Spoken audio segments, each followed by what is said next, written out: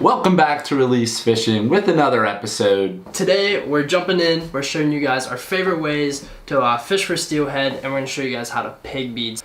I hope you enjoy this, and let's get to it. Alright, for those of you who don't know what pegging beads are, so you take a bead, you can buy an assortment of beads from all different kinds of companies.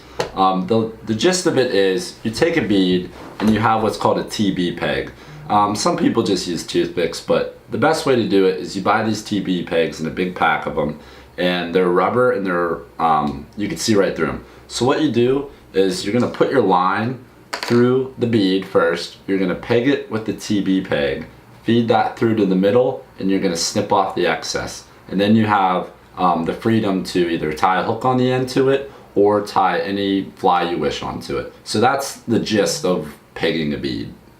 So there's different ways you can fish beads. You can fish it with just a bead and a single hook, or you could, like Tyler said, bead and a fly, or you can always fish a tandem rig.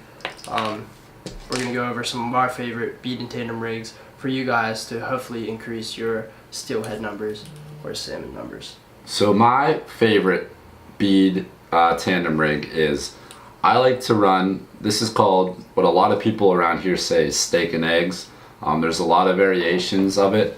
It's pretty popular. So what it is I'm running a woolly bugger on the end and a egg bead up top, about an inch and a half to 2 inches above my bugger.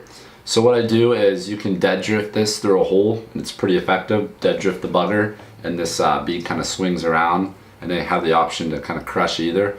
Or as it's coming through a hole, or through a current, you can kind of twitch it, make it jump, and it looks like the bugger is chasing the egg. So it's kind of that steak and egg combo.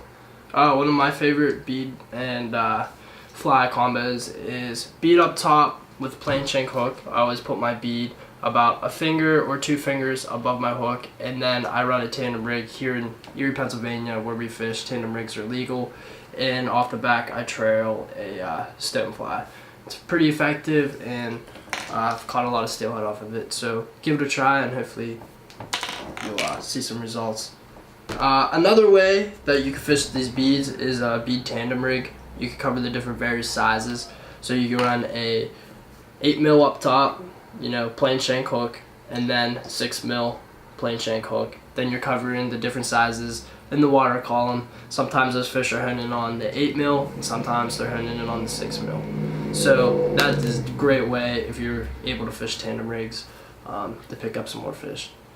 Alright, so there are a few really good companies to get your beads from. Some of our favorites are just ordering them from Big Y Fly. We do that sometimes. I personally have gotten them through a company called Great Lake Steelhead Beads, and Hunter just found this really cool company.